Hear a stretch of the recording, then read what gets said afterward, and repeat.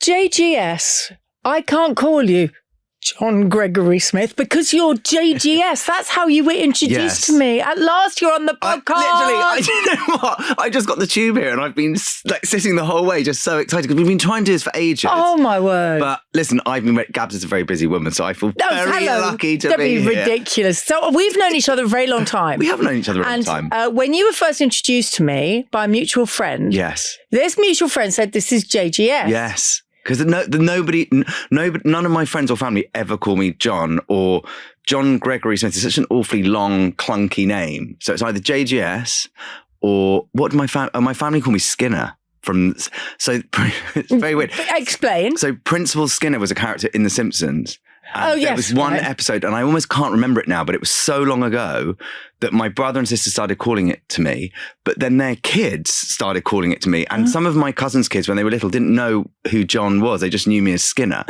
And then actually we'd have another one. My mum and my sister and my aunties will call me Boo, because I didn't have a name for a couple of months when I was little. My parents couldn't decide, but like babies love Boo.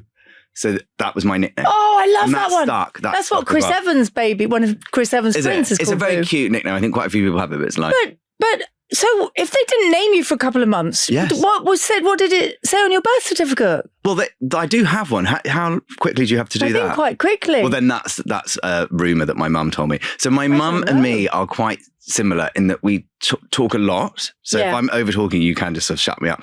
But my partner and my dad will often say if we're talking, we'll have to say to them, they'll correct us and we'll have to say, don't let the truth get in the way of a good story. Stop. So that, now my mum said that, it probably was like 2 days. Oh, I love that.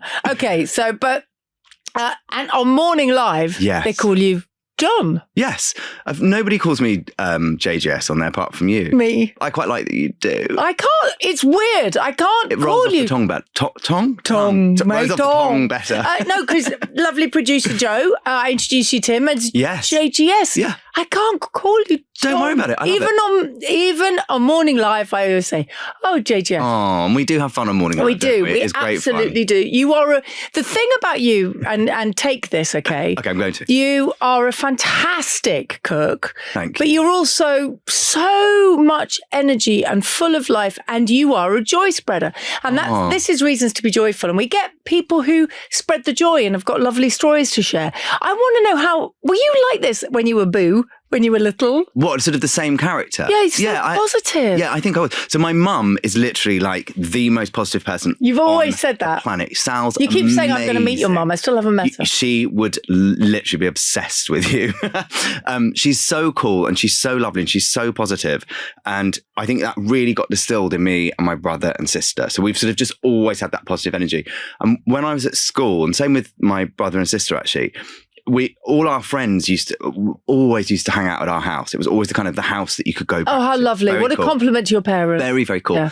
And all the friends would always say that if you're ever feeling down, just go and sit with my mum for 10 minutes because she'll just be like, darling, you look fabulous. The jumper's fabulous. What have you done with your makeup? So your ego just goes like, oh my God, this is amazing. Should we get her on the phone?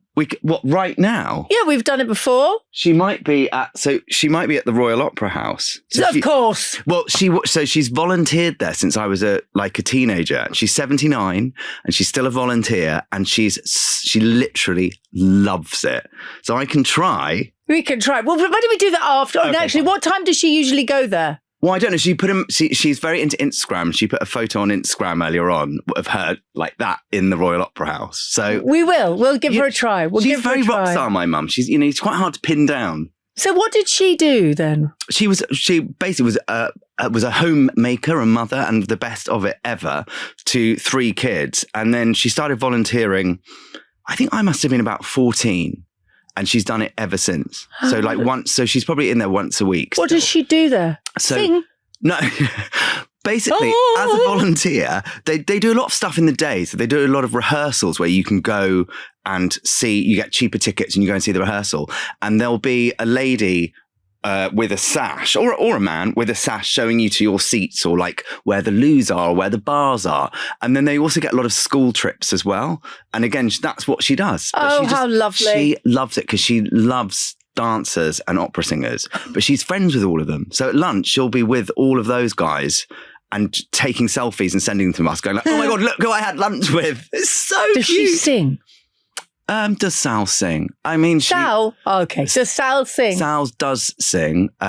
If we have a family gathering, she will certainly sing. Yes, she will belt out. What's the Oasis song? So Sally can wait. She knows it's too late as I'm walking on by. Champagne Supernova. No. Yeah, no, we're going to now call her and see if she'll sing for us. So that's what we need to do. That's what she would be singing, yeah. How lovely. Yeah. So you obviously had this lovely background of positivity with your mum. Yeah. And you put out positivity, but where did all of this come from? I mean, this new book, by the way. Oh, your stuffed onions. Thank you. Sounds euphemistic. We'll get onto your stuffed onions later. But where did all the cooking come from? So I've literally, when I was very little, I had zero interest in anything apart from cooking and hanging out with my family, even as like a very young child. And my mum would often say that when she used to take me to her friend's house, you know, like if she was going for coffee or whatever, I'd never want to play with the toys or the books. I'd be in the kitchen pulling out everything out of the cupboards. No. Yeah, all the time. What, food out of the cupboards or the plate? Everything. Bowls, plates, saucepans. And obviously she thought it was quite cute. I think friends found it quite annoying. He just trashed it. And then so I always had that. As long as I can ever remember, I've always cooked. And I remember when we used to get babysitters, I would sort of as a literally 7 or 8 year old be like, I'll cook, don't worry. And then I realized, because we've got quite a big family and we always meet up, there's always food involved whenever we meet. And I'm the youngest and I always was just slightly sidelined. Everyone's a bit bigger than me and a bit older than me. And you were sort of the last to get whatever was there. And then I realized if I cook it, everyone would be like, you go first. And I just loved that. And that definitely was, and this was probably when I was about 10 or 11. So I'd make Chinese meals for everyone. Sorry, I was very young. Yeah. And I loved. So did you follow recipes? Yes. So I used to, do you remember, Ken Hom? Yes. Back in the day, he used to have a moustache and I used to literally love him. And Madder Jaffrey, do you remember? Yes, I do. Her stuff was amazing. She had products as well. They both Did she? Yes, Madder Jaffrey had some products. I remember watching a series with her. I think we just got cable. Do you remember cable? Mm-hmm. And she did a series where she was in Penang, just cooking on the street. And not only was I sort of spellbound by the food, just the background as well. I just could not, there were tuk-tuks and rickshaws and spikes all going in the background. I was just this is insane. So from a young age, I've always had it in me, this sort of not just desperate to know more about what people eat and why they eat it. And I think then imparting that with someone, that sounds very functional. When you cook for people, it's a joy. You watch people eat and they are just so happy. And I love that. I literally love it. So from the age of 10 to now, just a couple of weeks. Yeah. But to now, I mean, it is your life. Yeah. Cooking and food is your life. And you do it because you love it. But you've also found fame. I can't think of another word. I don't like the... My mum thinks I'm huge. You are. I don't like the C words. Yeah. I just think it's... Yeah. But you have a massive social media following and you do all the different TV shows and you've done them for years and radio shows and things. How did all that happen? So that was all really by mistake. So I love that, by mistake. No, it kind of was. No, but I love that. I left uni and I did classical studies, which is basically nothing, and just loved it because I spent I had 6 hours a week and cooked. That's what I did for everyone. I would make pasta and homemade really you weird. Happy at uni? Loved it, yeah. Then left, couldn't get a job. And then decided should I become a chef? And I ended up getting 2 weeks work experience with Gordon Ramsay, which was just bizarre. Off the cuff, my sister met him in a bar and he gave her his fax number and I faxed it and got a job. So I did 2 weeks in this restaurant and it was amazing, but I was like, this is not for me. And I didn't know anything about food back then. So I didn't realize that was a very fine echelon of cooking. So I just assumed all cooking's like that. I'm not, chefing. That's not This is insane. It was so weird, Gabs. It was so cool. And then off the back of that, so I was like, well, I'm not going to become a chef. I don't want to learn French or Italian food. I'm interested in more global cuisines. So you're going to have to go out and learn that on your own. So I started traveling a bit in my early 20s and I was fascinated by India and China, fascinated by the foods. And then I set up a brand to sell Indian, Chinese and Thai sauces to supermarkets. And that was my way into food. And I ran that for like 5 years. But it was in my 20s. Like I knew nothing. But it's such a brave, I mean, I knew that part of you, and I still think it's an incredible thing at such a young age. Go, okay, I'm just going to get a brand into supermarkets. I've got a real hunger in me. If I, forgive the pun, if I decide to do something, I will not take no for an answer. And I have a thing in my head where I'm like, if you come up with a plan, if you can look yourself in the eye in the mirror and go, it's not the worst idea ever. Because, you can come up with something and you can secretly know it's a bit rubbish, but you just kind of want to. If you can look yourself in the eye and go, this is a really good idea, I just will not stop till it's done. And I will do anything it takes to kind of get that off the ground. And so even in your early 20s, you were, I'm going to build a brand. Even as a teenager, I was the worst singer and guitarist ever. And I wanted to be in a band. And I sort of set up a band and we did like... My mum and dad's friend used to manage Robbie Williams, and he once came for dinner and I orchestrated like a showcase and basically like locked him in my room, playing him these terrible demo tapes. And this poor man was like, this is so awkward because I don't want to be mean, but at the same time, this is hell and I want out of here. But I was very like, that's the career I want. So I will do anything to get it. It didn't happen because that was absolutely awful. And he very politely said, I think you've got quite a lot of work to do with this. Oh, bless. So I've always had that sort of drive to do stuff. And then that was my foray into food. And then it led into... Yeah, so the brand. So you had the brand. Had the brand. 5 years. Ran that. It was in Sainsbury's. The recession hit. This is so long ago, 2008. So 2009, I gave the brand up. It was too expensive. It just didn't work. And then I started traveling and learning about food. And I literally took a year out because I'd worked so hard. On your own? Yeah. You just got on a plane on your own? I had a tiny bit of money left over from the brand. And I just was like, I'm out of here. And I went all around Southeast Asia and Australia and then India and then all around the sort of... but again, on your own, you didn't meet up with people? All on my own. And I just needed a bit of headspace. I think I spent so much time running a food brand is not sexy and cool.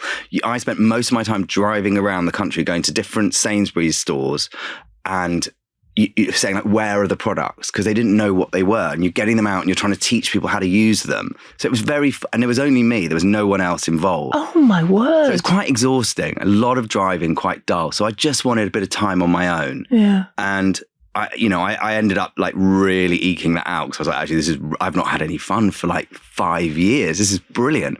And I actually came up when I was away because I'd be staying in hostels. Everyone was younger than me and they'd all be like, I'm on my gap year, I've just finished uni, or, like, why are you here? And I just didn't really want to say like, oh, my career's taken a nosedive, my business has failed and I'm escaping all my problems. So after a while, I just was like, oh, I'm actually researching a cookery book and I'm here to learn about food. And it was completely made up. And, but weirdly, the more I sort of said it, the more I kind of got, well, I quite like this idea. And I sort of started writing a book and that became my first cookbook, however long ago. Very weird. But how did that turn?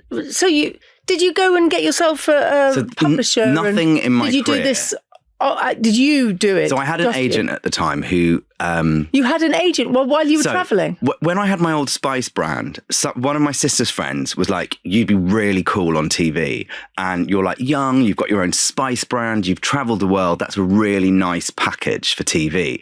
And I got introduced to a few TV companies and met some agents. And the problem was, I love the idea of TV, but you put me on camera back then, I did the one thing that nobody ever wants you to do on TV, which is go like a rabbit in the headlights. And I would freeze up and be terrified. So I was awful at it, but I really wanted to do it. So I had this agent who got me a couple of bits of work. I was dreadful at it.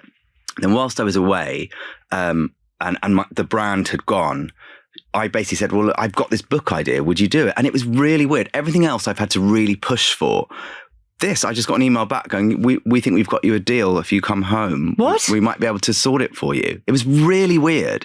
And everything happens for a reason. Yeah. I believe that. And I think the industry's changed a lot now. I think, this was pre kind of social media being massive. So I think it's a lot harder now. It's a lot more competitive now. But I remember thinking, God, I can't believe that that's happened. And then I was like, then I got my advance, which was like I think it was like 10 grand or whatever. And you've written books, haven't you? So you don't get all this money all at once, and you're splitting it with agents. Yeah, no, yeah. You usually get it in 3 goes.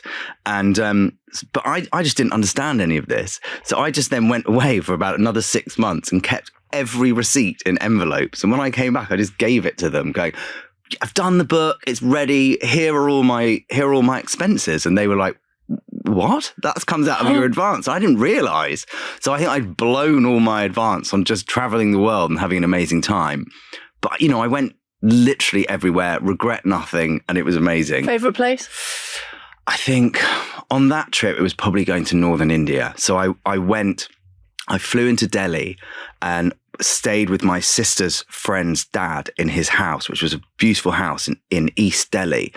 And then I met one of her friends at a party, and I said that I was interested in going up to the Wagah border, which is the border with Pakistan. And I wanted to go and see the Golden Temple, which is like the big Sikh temple. And she said, oh, my granddad's got a house there, go and stay. Wow. So I went and stayed with her granddad's house. And it was quite weird, actually, because he'd passed away, but the house just was there with staff.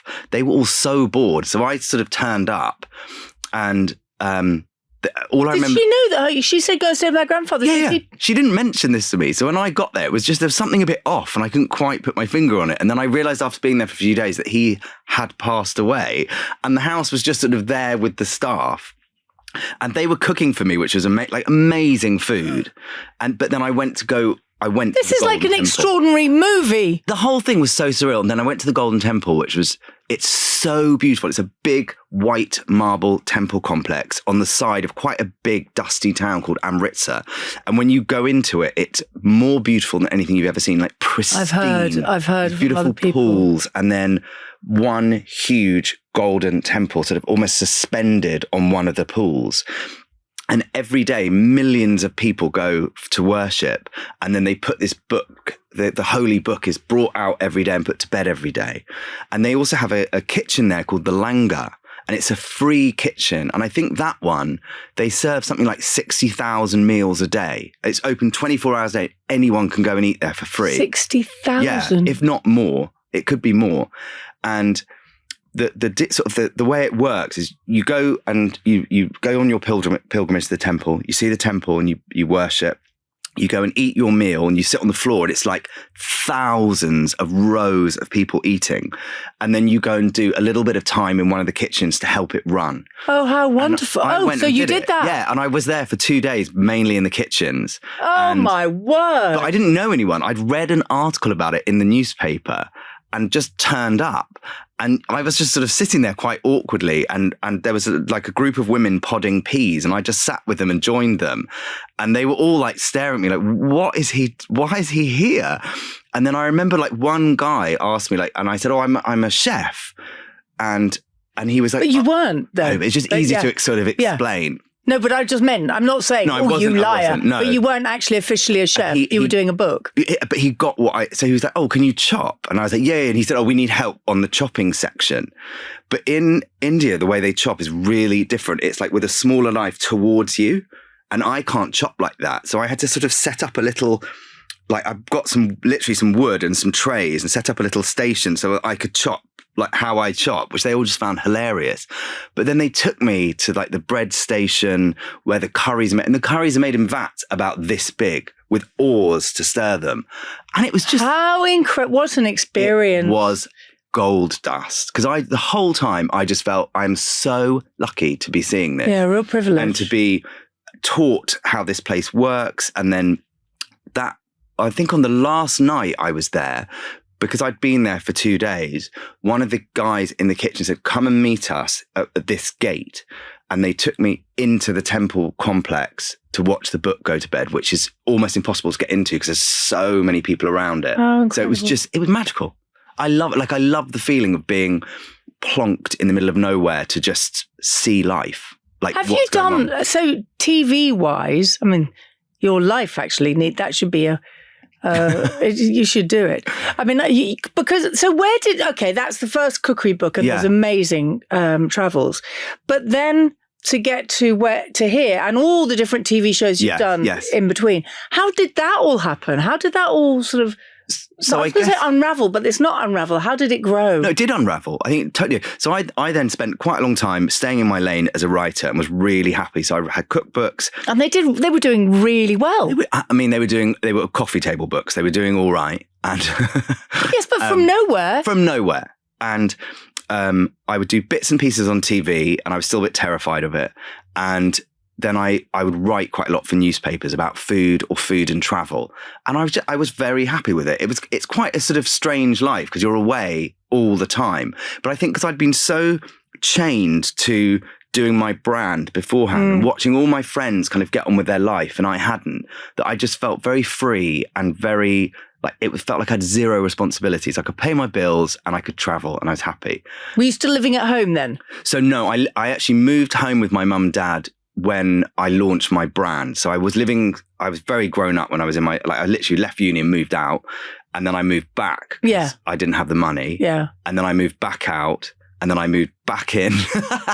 And funnily enough, the first time I moved home, my sister was living in America and she called me up and went, I've got a surprise. And I was like, what? And she went, we're all moving back as well. So we used to call it the commune because I was living there. Lovely. My mum, dad, my sister, her husband, her kids. I love it. My kids I love it. I love it. I'd say that was some of my happiest times because we get on very, very, very well. Lovely. So knowing it was only for a small time as well, I think by the end we did all need a bit of space by the end, but it was just hilarious. And I got such a close bond with my sister's kids. That's so lovely. It was lovely. Yeah. So lovely. Very lovely. So the books are happening, bits of telly are happening, and then social media really cut through. Yeah, so that was super weird, Gab. So during COVID, I lost all my work because it was travel writing mainly, or food and travel. But we met, what year did we meet? It was pre-COVID. It was pre-COVID, yeah. I reckon it was about 10 years ago. So I had started doing more TV by then. Yeah, so but it was about 10 years ago, I think.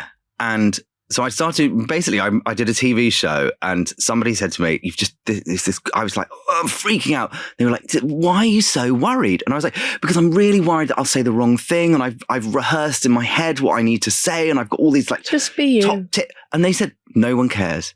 Just have fun. And I was like, are you sure? And I remember it was my old agent. And she said, literally, you know your stuff. No one cares. Just have fun. So I remember doing the show. It was like Sunday brunch. And for the first time thinking, do you know what? I'm not going to do all the top tips and facts that I've got in my head. I'm just going to have a laugh. Yeah. And it all rolled out. And it was the first time that I was just like, oh my God, I love it. And it changed everything. So I was like, I literally love it. And you realize that a lot of TV is what I was trying so hard to do was connect with the people in the studio next to me, which is obviously really key, but you're trying to connect with an audience. It's not about those people. It's the one person who's watching you, people watching, or the one person that's listening, and not people. It's just that one person, and they want to see you having a conversation for what I do anyway, which is cookery, having a laugh, showing you something fun, telling you a little bit about it, not freaking out over like the smallest, weirdest detail because they didn't care. So I started doing all that. Lovely. COVID hit. I moved in with my sister because I was living on my own. I was like, I can't be on my own. So I moved in with her on that Monday when Bojo said, we're going to shut the country down for 2 weeks. And I was there for 6 months or something. And I didn't have any work. And then I started posting videos on Instagram and they were awful because I didn't know how to really do video. So I was, I'm quite a perfectionist. So I knew they were awful. No, really? Yeah, massively. No. And so I'd get everyone involved, my sister's kids involved, and everyone was involved making these videos. Plus you couldn't really get any ingredients. So they were all pretty gross as well. It was fairly limited. And then Instagram suddenly introduced a new thing called Reels, which is they still have now, which is their short form video content. And that changed everything for me because I was like, actually, I can make a really fun video in 15 seconds. I have a very short attention span, so I love fast. And it just changed. My whole life, my whole career changed. And so that was in 2020. I posted the first one. So that's 6 years ago. And I now have a massive online audience and it gives you permission to do what you want. I was able to do a mainstream book with Amy Oliver's publisher. The Greatest Traybake Cookbook Ever. But it is. Well, I thought if I call it that, then it makes it true. No, but it is. And I've got to find it again. The stuffed mushrooms. Where are the stuffed mushrooms? Do you mean this? So what Gabs is referring to is she likes it's an Iraqi, it's like a Jewish Iraqi dish of stuffed onions that you... Did I say mushrooms? I meant onions. You said mushrooms. No, I meant onions. Where are they're in the slow section at the back. And you cook them. They're stuffed with rice and herbs and spices. But it's so easy. Very easy. And really tasty. Cook them slow. And the onions go literally like melty and caramelized and gorgeous. They're really nice. Some of them I didn't know what some of the things were. What like? So instead of minced beef, I used vegan mince. Yeah, nice. But I didn't know I don't even know how to say it. Baharat? Baharat. So baharat is an Arabic word which actually just means spice.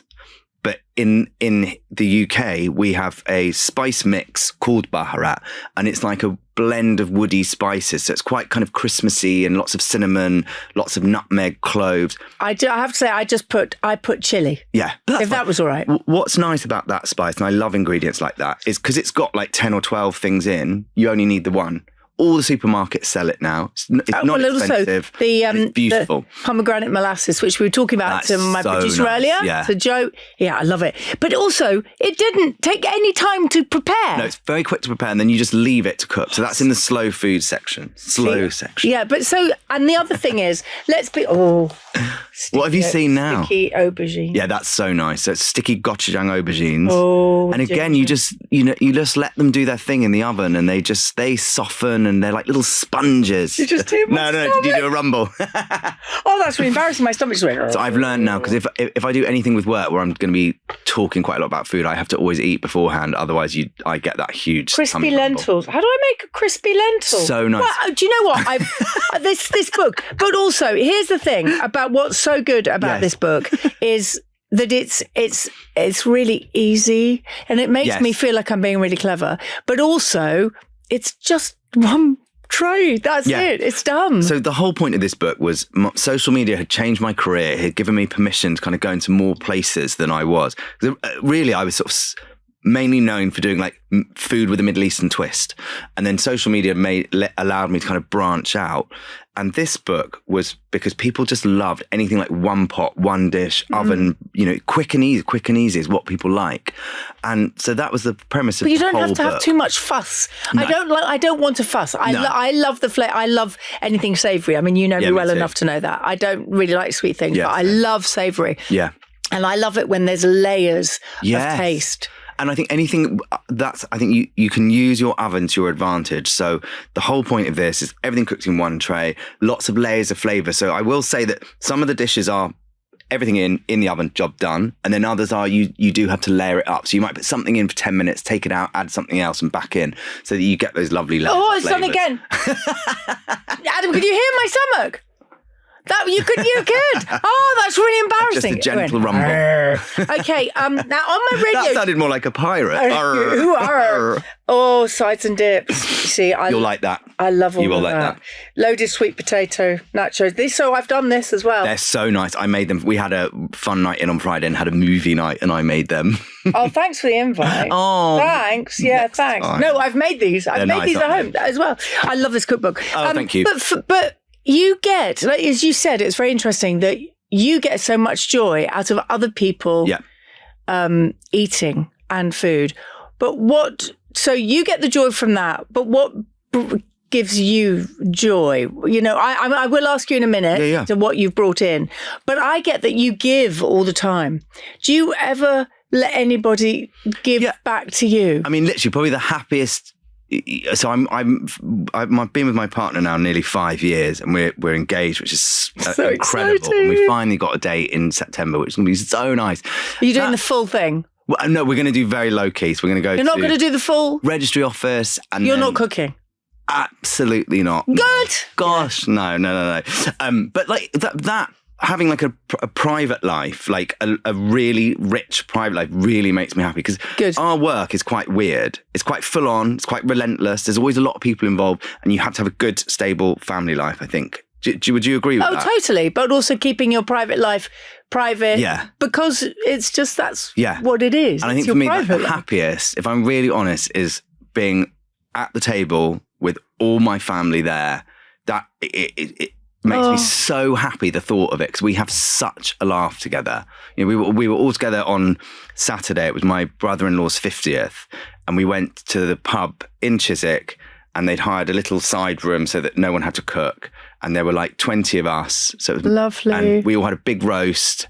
So nice. And then went back to theirs for a kitchen disco afterwards. And it was just perfect. That sounds you cannot get better. That sounds to me like the perfect day. So, looking at what else, I mean, what else do you want to do? Because you are ambitious and you say it. And that's, I mean, I'm the same. Hopes, dreams, ambitions. It's not a dirty thing to say that you're ambitious. And it's funny, actually, because in our industry, maybe a little bit less so now, but certainly a few years ago, it was considered not the done thing to say, I want this, or I'm going to push for this. And I think people confuse ambition with you being pestering them or being annoying. Being ruthless, and you're not ruthless, and you're so polite. Yeah. I've never ever. My stomach did it again. This is really embarrassing. It's those onions. Oh my word! It's because I'm looking at the picture. I'm going to turn it upside down. There you go. Oh, there's more there. There's all the pictures. You're so polite and you're so lovely. It doesn't have to be ruthless. You don't have to be horrible. You actually have ambition and dreams. There's a way to ask for something, and I think if you ask something in the right way, I don't see any problem with doing that. And if you get, although I said I don't really take no's as an answer, but when you get a no, you've got to know, okay, that's a no from them. I have to move on next. If you keep going, then yes, that is annoying. Yes, but there's nothing wrong. If a door closes, somebody told me this recently, and I've used it. I think it's great. If a door closes, you can just climb in around the window. Oh my God. I'm the king of pivoting, because I'm not afraid to try something. Yeah. And so I think at the moment, where I'm at in my life at the moment, I feel like I've got a really lovely base at the moment. So social media has just changed my life, and it's amazing. That's so good. And I actually love doing it. It can be a bit lonely sometimes because you're just on your own with a camera, but I love the creative. I love coming up with the recipes, and then I get really excited when I film them if I know that I've nailed that intro. I love it. I love the ones you do with people, and you very kindly said I can come and play. That's really fun. Which, and I really enjoy that because you're really good with people, and then you need more of that. I really like that. So that's my plan. Is I feel like that base is there.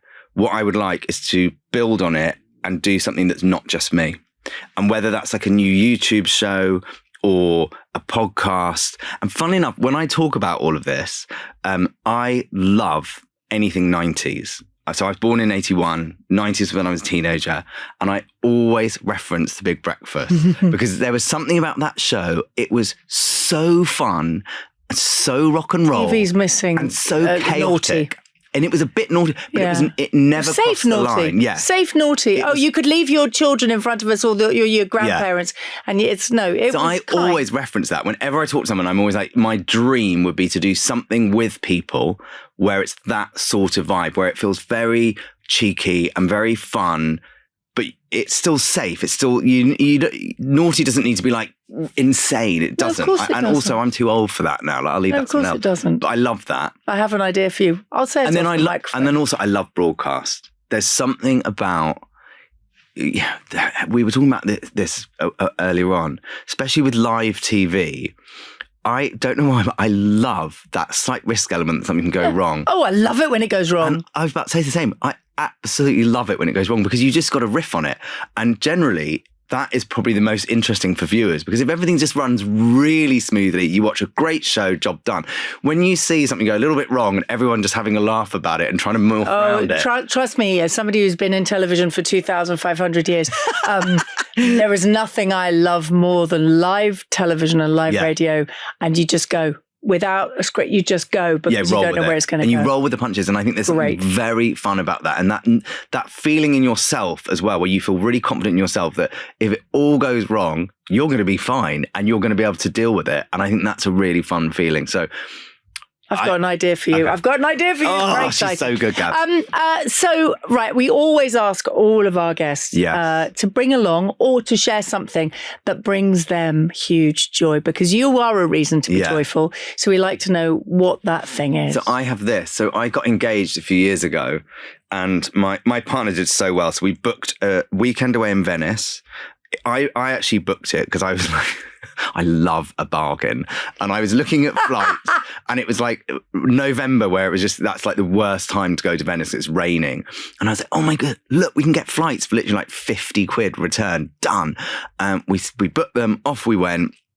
And on the second night, we were walking back a little bit sozzled from a very gorgeous little trattoria.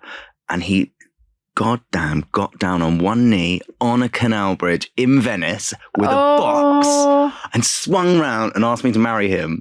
And I it was so weird because what felt probably was only a few seconds. It felt like just hours. I was just taking everything in. It was so, and then he did actually go, and say something. And obviously I said yes, but he gave me this because I don't wear rings.